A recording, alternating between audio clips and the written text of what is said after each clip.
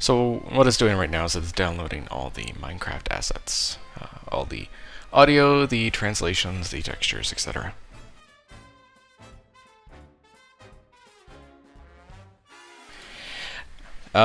This is a good practice. This is actually how Minecraft CPW, I believe, also does this workspace. It certainly makes it a lot easier when there's a lot of new Forge versions, etc. coming out to have your Eclipse workspace external.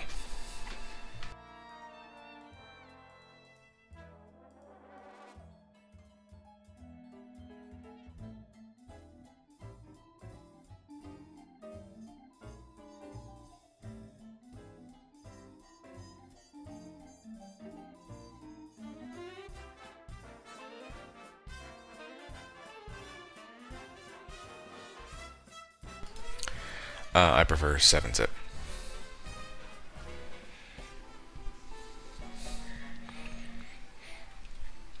I was going to pay for WinRAR once, but I took an arrow to the knee.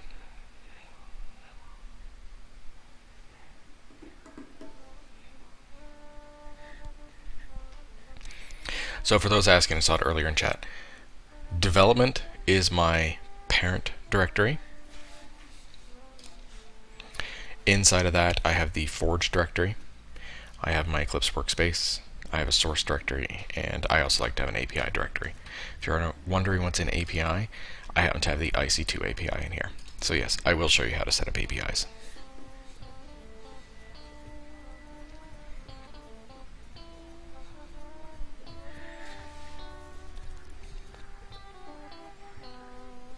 So while this is setting up, I can show you a few more things in Eclipse.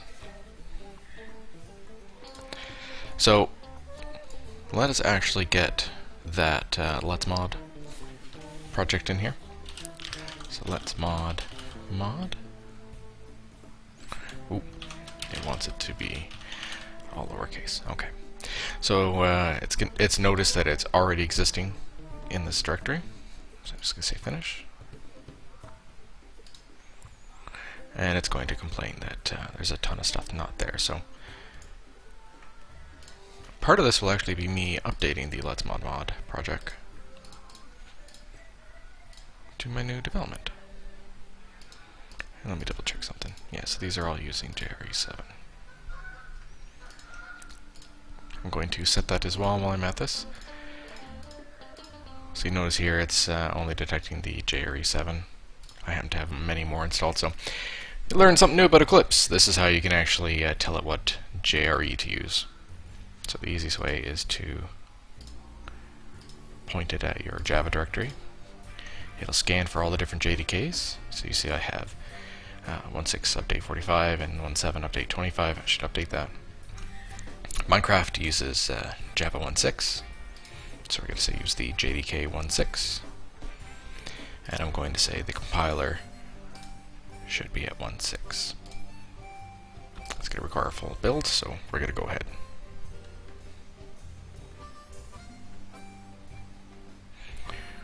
Once again, this is all stuff you don't have to do if you're using the Forge provided Eclipse workspace.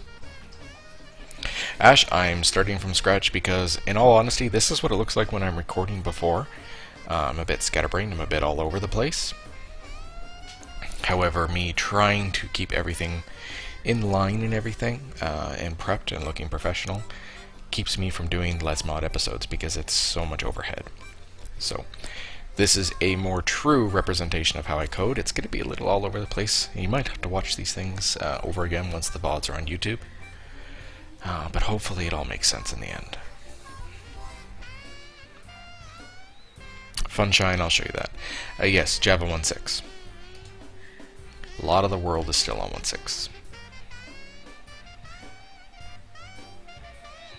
Oh, they actually did update 51. I had seen that they were on update 40 of 1.7.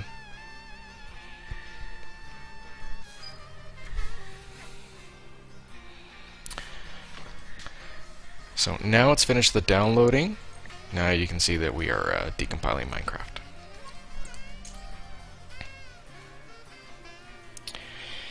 Tatarga, I wish you were watching. You have to set it up yourself. So again, new Java project, and you give it the same name as let's mod-mod. Hit finish. That's what you need to do.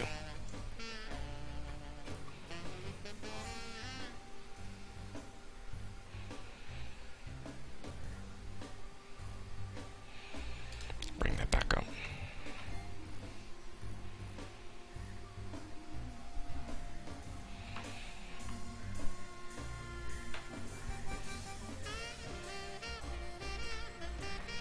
Really, you can develop in Java 1.7.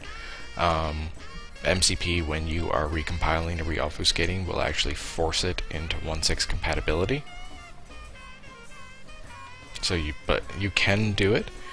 It's just probably easier for you to write in 1.6 so that you don't assume that features of 1.7 are going to be there.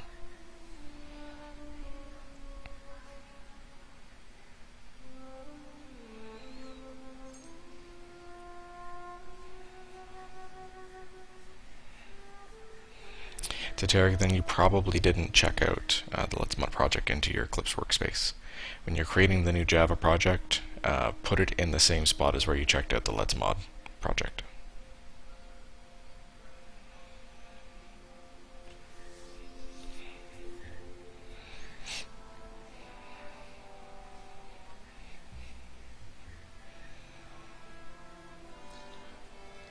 Unfortunately, this is slow, so now's a good time to ask questions. If people have questions about what I'm hoping to cover in this series of videos. There's a lot of discussion in chat about null pointer exceptions and if people like them or not. I think it's a universal standard that null pointer exceptions are not nice to have.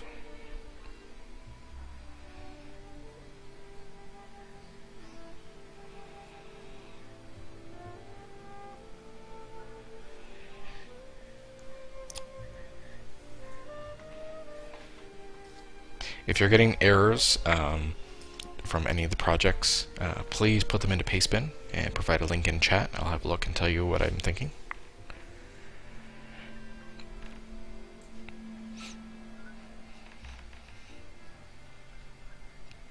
Java 8's not out yet.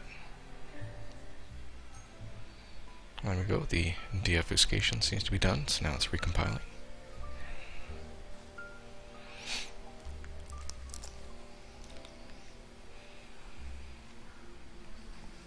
Java 8 looks nice. It's not ready yet.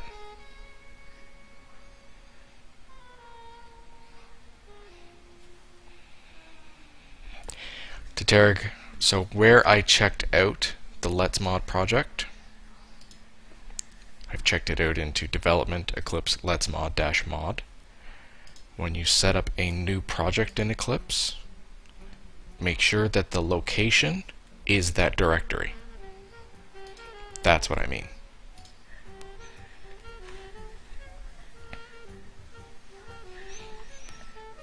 I would also say, even though the Java 8 preview is out, it's probably going to get a number of updates when it goes official release.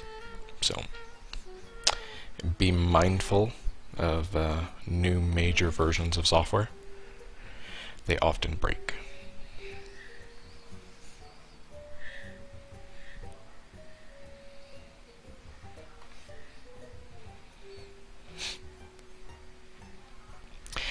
To Tarek, if you want to wait a day, I'm going to update the Let's Mod to include the pre-set up Eclipse folder, so it'll look a lot easier. Sorry, it'll look a lot easier. It'll be a lot easier to set up. Not much longer now.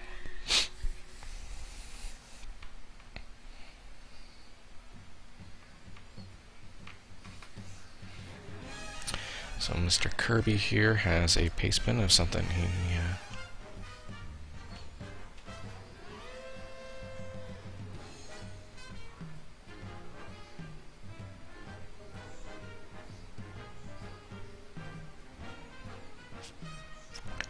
Mr. Kirby, make sure that you cloned the project properly and all the files are there. That's saying that that file doesn't exist. So the problem he's having is when he cloned in the EE3 project, it wasn't finding one of the textures library files I have.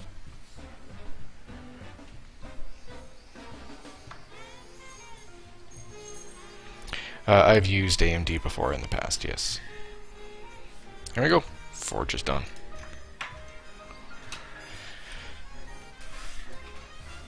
So I'm just going to force a rebuild of the workspace by hitting, selecting all the projects and hitting F5. You'll notice it's building the workspace again, and that should get rid of all the errors we have here. My voice would be Pahilicious because my voice is mine and I am Pahimar.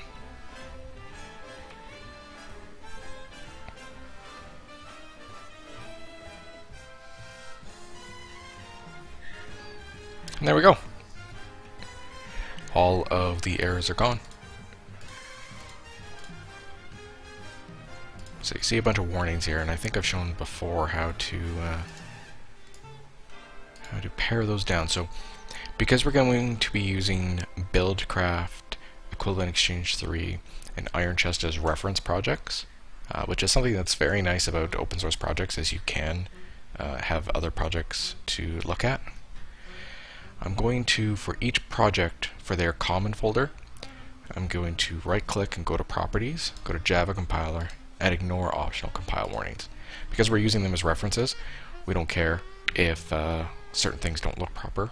You'll see the build graph is the lion's share of warnings.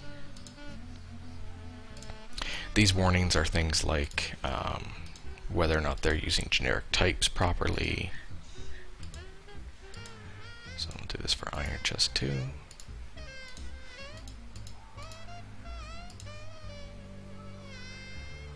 And is that it? Yeah, we got. So these warnings right here are all related to Let's Mod. So now everything inside of here is related to our stuff. Last thing we're going to do before we actually get started with coding is we've set up these handy dandy run configurations for a not modded Minecraft.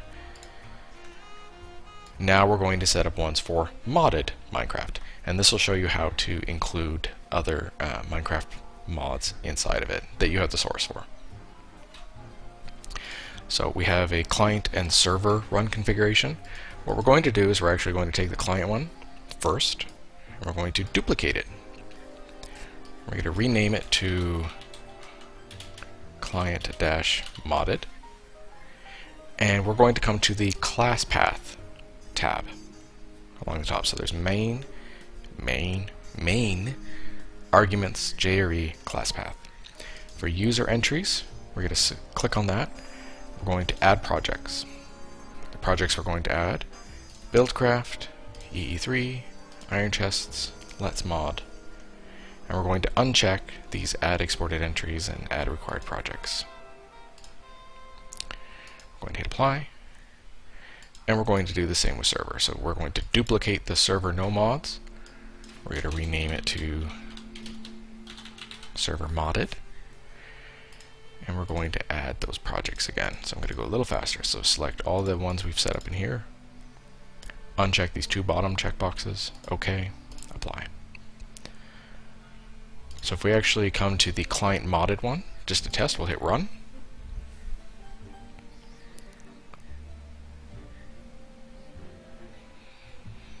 Hellspawn, it's best to use JDK 1.6. So now you'll see that there's a lot more mods loaded. You can click on mods and notice that Buildcraft is there, Equivalent Exchange 3, Iron Chests, and Let's Mod. So done, and we'll quit. There we go. We now have a dev environment set up that's already plugged into Git for Minecraft 1.6. We have all our run configurations. Now we can code.